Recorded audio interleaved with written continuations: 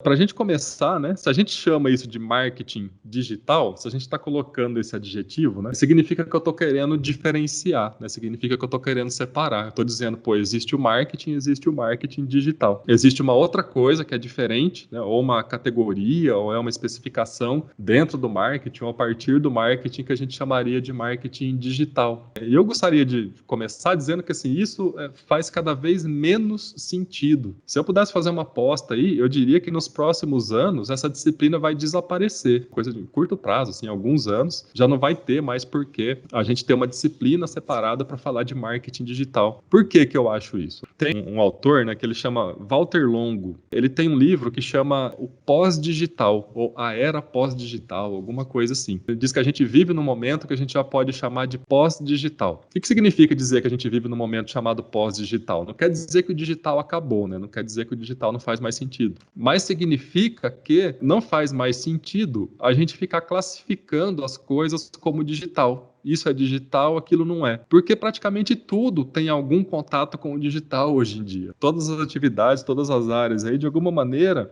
se relacionam com o digital. E se não se relaciona, é questão de tempo, é questão de oportunidade para que isso aconteça.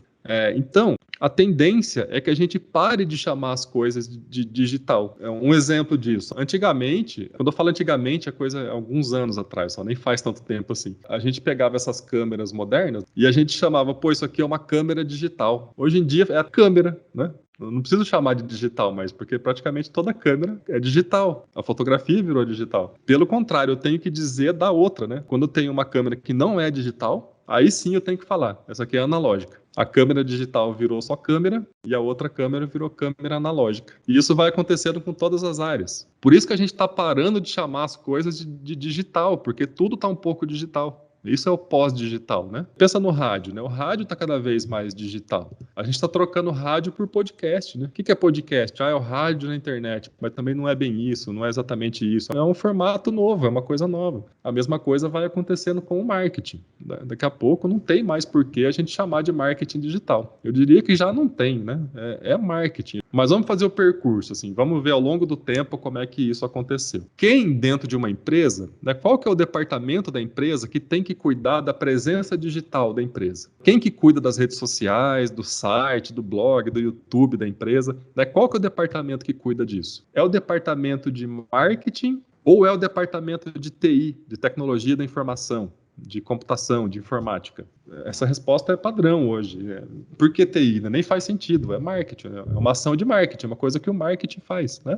Porém, nem sempre foi assim. Internet nas empresas, o site da empresa era a responsabilidade do departamento de informática. E aí existia esse profissional aí, ó, chamado webmaster. De vez em quando a gente escuta esse nome ainda hoje em dia, mas é uma coisa que na década de 90 era muito padrão, né? Todo site você entrava e tinha lá, fale com o webmaster, né? Mande sua mensagem pro webmaster. Era o profissional que fazia tudo. Tudo que envolvia a presença digital da empresa, tudo que envolvia a empresa, aquela marca, estar na internet, era a responsabilidade de um profissional só. Então, se eu falo, por exemplo, de fazer um site, vamos fazer o site da empresa. Esse profissional aí, o webmaster, ele tinha que fazer a identidade visual, né, criar o design, criar o layout do site. Era ele que programava, ele que fazia o HTML, ele que cuidava de banco de dados, ele que ia atrás de servidor, de registrar domínio, de garantir que a coisa está funcionando. Era ele que respondia às mensagens que chegavam pelo site. Então, se alguém quisesse conversar com a empresa, essa mensagem ia para o webmaster, era ele que respondia.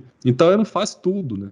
Era um profissional só que cuidava de tudo que era digital. E era um profissional de TI, de informática, de tecnologia, e não um profissional de marketing e comunicação. Num primeiro momento, a gente achou que era assim que ia resolver, né? Que era assim que a gente ia cuidar da presença digital das empresas. Esse profissional morreu, né? Esse profissional não existe mais, por uma série de motivos, assim, né? Primeiro porque é impossível que um profissional só consiga fazer tudo. Como é que você consegue ser bom em criação, em criar layout, em redação, ao mesmo tempo que você é bom em programação, banco de dados, servidor, ao mesmo tempo que você é bom em atender o usuário, em redigir coisas para publicar nas redes sociais? Não tem como um profissional só ser bom nessas coisas todas, né? Então esse profissional aí, chamado webmaster, morreu, não existe mais. Se alguma empresa ainda tem esse profissional aí, tem que repensar, né? É uma coisa que não faz mais sentido sentido nos dias de hoje. A gente gosta de brincar assim, né? Se você entrar numa sala que tem um criativo e um programador trabalhando, né? Você não precisa dizer quem é quem. Você não precisa falar, ó, esse é o designer, aquele é o programador. Porque só de olhar, você já vai conseguir identificar quem é. Quem é o designer, quem é o criativo, quem é o programador. É tão diferente os dois profissionais que você vê.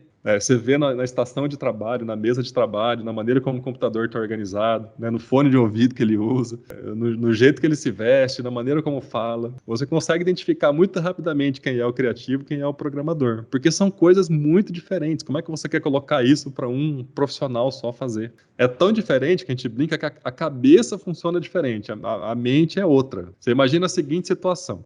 A sua mãe te mandou aí no supermercado e ela te deu a seguinte instrução. Ela falou assim, ó, vai no mercado, compra 12 ovos. Se tiver leite, traga 2, certo? Então essa foi a instrução que a sua mãe te deu. Vai no mercado e compra 12 ovos. Se tiver leite, traga 2.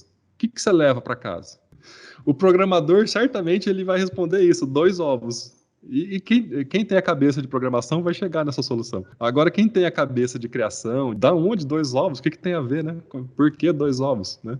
E se você perguntar para ele, mas por que você trouxe 2 ovos? Ele vai responder, porque tinha leite. Parece conversa de doido, né? Às vezes não faz sentido, mas é porque a cabeça é diferente. Para o programador, isso faz o maior sentido do mundo. É assim que ele pensa sempre, né? E o criativo, certamente, ia levar 12 ovos e 2 leites, né? Então é por isso, por essas e outras, que esse profissional aí morreu, né?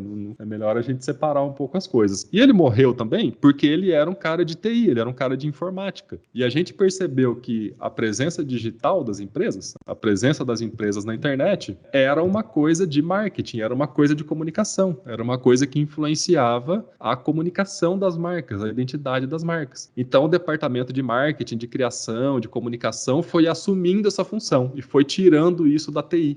Aí apareceu aí uma solução intermediária, né, uma segunda resposta para essa pergunta, que quem começou a cuidar disso foi um profissional chamado web designer, né? Esse web designer, ele ainda existe, ainda está por aí, né? Esse profissional não morreu ainda tem alguns aí que se intitulam como web designer. Mas ele já é um profissional da criação, ele já é um profissional do design, da comunicação, não é mais TI, né? Pelo contrário, ele tem até uma certa aversão a TI, ele não gosta da parte de TI, ele cuida da comunicação, né? Da maneira como a presença digital da empresa vai se comunicar. Fazer um site com bom layout, estar presente nas redes sociais de maneira correta, fazer uma coisa agradável visualmente, que faça sentido. Já mudou a coisa, percebe ali, ó, nos anos 2000, a gente já tinha entendido que estar na internet não era uma coisa de TI, né? Embora a internet é uma tecnologia, uma coisa de computador, colocar a empresa na internet é uma coisa para comunicação, para o marketing, para o design. Mas ainda o web designer é uma resposta intermediária ali, é um momento de passagem. Hoje a gente tem uma outra realidade. Qual que é a realidade hoje? Cada um na sua área.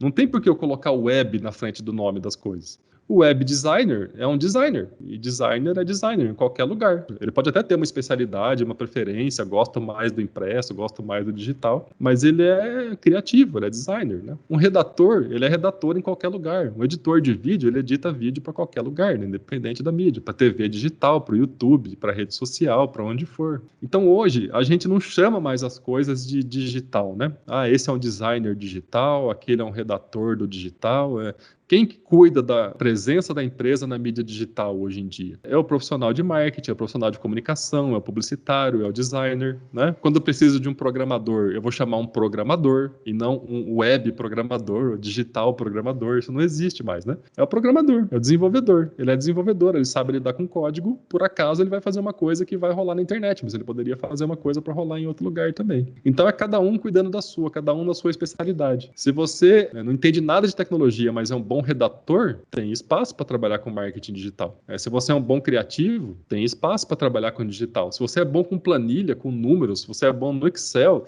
tem espaço para trabalhar no marketing digital, né? Na sua especialidade, naquilo que você faz. Quem é bom programador, bom desenvolvedor, é bom com código, vai ter o seu espaço para trabalhar no marketing digital. Então é cada um na sua, né? Cada um na sua especialidade.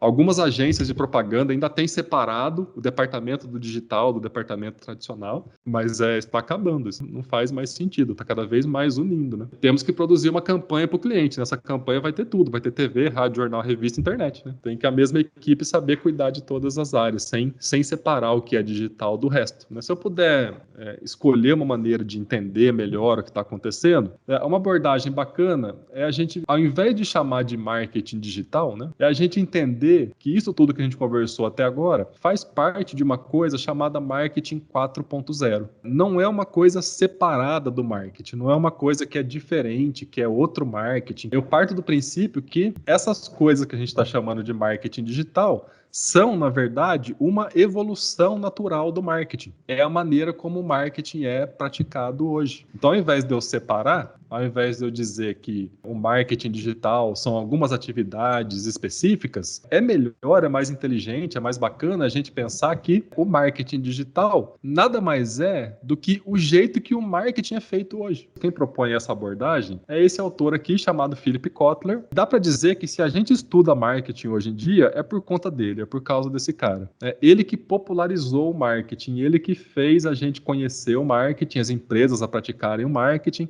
e a gente olha para o marketing hoje muito pelo olhar dele, de acordo com o jeito que ele mostrou, do jeito que ele apresentou o marketing para nós. Ele escreve, ele produz, fala sobre marketing desde os anos 60, algumas ideias dele vêm desse período, dos anos 60 para cá, então é coisa que talvez já esteja um pouco velha, né, um pouco ultrapassada e tal. Por isso, normalmente, quem trabalha com marketing digital, né, alguns gurus aí do marketing digital, tendem a dar uma ignorada nesse cara aqui, né? Fala, não, Kotler é um cara do passado. A gente que trabalha com marketing digital está preocupado com outra coisa, não faz mais sentido pensar no Kotler, né? Mas o que acontece? De uns anos para cá, basicamente de 2010 para cá, o Kotler se juntou com outros dois autores, esses dois nomes que aparecem ali, e ele deu uma boa atualizada na maneira como a gente pensa o marketing, né? Ao ponto de, hoje, talvez ser a principal fonte, a principal referência mesmo para o marketing digital. É claro que ele não vai tratar de coisas técnicas, de como que usa o Facebook, como é que usa o Instagram, como é que usa o YouTube e tal, ele não vai tocar nisso, mas em termos de estratégia, em termos de pensamento estratégico, de entender o fundamento das coisas, é para onde a gente deve olhar, né? Nos livros que o Philip Kotler produziu com esses dois autores aí. Se eu puder recomendar uma coisa para você ler a respeito de marketing digital, eu diria para você ler o livro Marketing 3.0 e o livro Marketing 4.0. Como que o Kotler apresenta o marketing para nós? Ele apresentou para a gente uma coisa chamada composto de marketing ou composto mercadológico. O que é o composto mercadológico, né? Então, lá desde os anos 60, é o Kotler e outros autores tentando dizer para a gente, olha, quem trabalha com marketing trabalha com o quê? E aí tem essa versão clássica,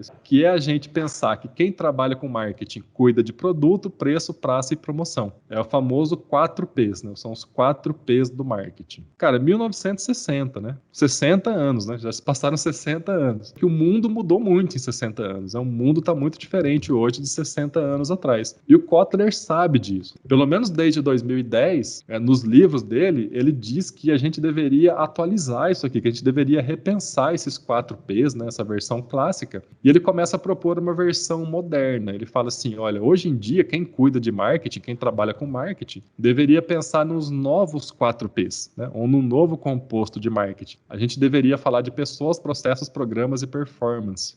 E aí, então, ele se juntou com aqueles outros dois autores para realmente propor uma coisa nova, para realmente propor uma atualização do marketing. E aí ele propõe, então, para a gente, ele começa a mostrar para a gente a ideia do marketing 1.0, 2.0, 3.0 e 4.0. Ele não tem o livro chamado 1.0 e 2.0, só tem o 3 e o 4, né? No livro Marketing 3.0, ele explica para a gente qual que foi o 1, qual que foi o 2. Então, o que ele vai dizer? Que lá nos anos 1940, 1950, 1960, até lá pelos anos 70, né? O marketing, ele estava voltado para o produto. Então, o que era o marketing? A empresa tinha um produto, e aí, já que ela faz esse produto, já que ela tem esse produto, agora eu vou convencer as pessoas a comprar esse produto que eu tenho. Então, o marketing era o esforço de convencer as pessoas a comprar aquele produto que você já tem. O produto vinha primeiro, depois você se esforçava para vender o produto. Então, o marketing nasceu assim, que é o que ele chama de marketing 1.0.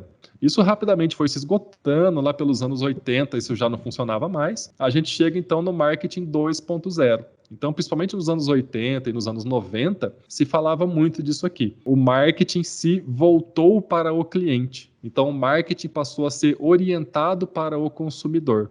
Então, eu parei de me preocupar com o produto primeiro e passei a me preocupar com o cliente primeiro. Então, frases como essa, né? O cliente está sempre em primeiro lugar. O cliente tem razão. Devemos ouvir o nosso cliente. Coloque o cliente no centro. A empresa é orientada para o cliente. São frases que vêm dessa época aí, dos anos 80 e dos anos 90, onde o marketing percebeu que o cliente vem primeiro do que o produto. Primeiro eu tenho que entender o que o cliente quer, depois eu faço o produto para ele. Depois eu penso em qual produto eu deveria oferecer para esse cliente. Mas como que isso era feito, né? Como é que eu olhava para o cliente? Eu olhava para o cliente de uma forma genérica, de uma forma estatística, de uma forma generalizada, matemática. O meu cliente são mulheres de 20 a 40 anos que têm ensino superior ou estão cursando, de classe econômica A e B e que moram em tal lugar. Percebe? Eu fazia uma estratificação estatística, matemática para dizer quem é o meu cliente. Era impessoal. Mas foi o suficiente ali nos anos 90, né, nos anos 80, anos 90,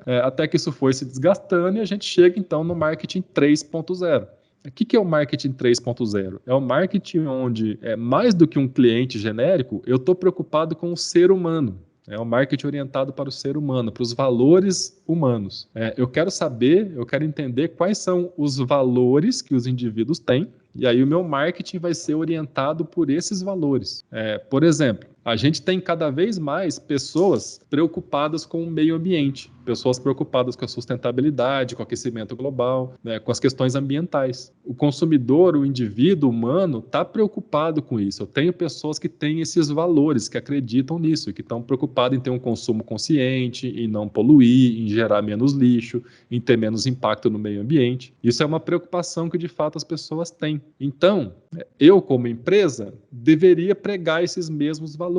Se eu quero atender esse consumidor, se eu quero atingir esse indivíduo, eu preciso mostrar para ele, para esse ser humano, que eu tenho os mesmos valores que ele, que eu acredito nas mesmas coisas que ele. Se ele está preocupado com o meio ambiente, ele só vai consumir o meu produto se ele perceber que, de fato, eu também estou. Que eu também acredito nisso, que eu também estou preocupado com essa questão. E isso não acaba, isso vale até hoje. Não é porque tem o marketing 4.0 que esse 3.0 deixa de existir. Pelo contrário, ele é cada vez mais importante, cada vez mais relevante, tá? E por fim, eu tenho então o marketing 4.0. O marketing mudou por causa das mídias digitais. Ele vai dizer ali que é o marketing do comportamento das pessoas moldado pelas mídias digitais ou influenciado pelas mídias digitais. O que o Kotler quer dizer com isso? Nós vivemos cada vez mais, ou vivemos uma parte cada vez mais importante da nossa vida nas mídias digitais. A gente conhece pessoas pelas mídias digitais, a gente estabelece relacionamento nas mídias digitais. Tem pessoas que a gente só conhece digitalmente. A gente consome coisas digitalmente, compra coisas, decide comprar, né, tudo digitalmente, tudo online. Então, uma parte da nossa vida está sendo vivida lá.